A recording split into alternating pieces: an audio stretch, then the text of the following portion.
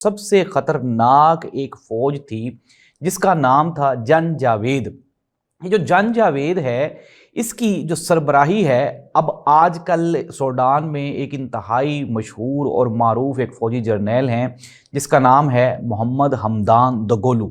یہ جو محمد حمدان دگولو ہے یہ جن جاوید کی سربراہی کر رہا تھا، اور یہ جو جن جاوید ہے یہ حکومت کے جو مخالف گروپ ہے جو کہ بادشاہ بشیر کی فورسز کے ساتھ مل کے یہ حکومت کے خلاف مختلف کارروائیاں کر رہا تھا۔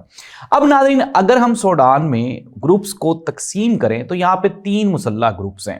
ایک تو حکومتی گروپ ہے اور دوسرا اس کے خلاف جو ریزسٹ کر رہا ہے، لڑائی کر رہا ہے، جس کو جن جاوید بھی کہتے ہیں، اور بعد میں یہ جو 2013 میں یہ جو جن جاوید ہے اور محمد حمدان دگولو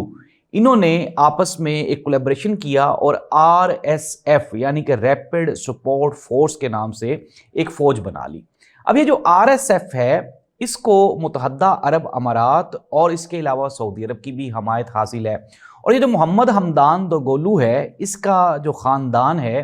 وہ سونے کی تجارت کا ماہر ہے۔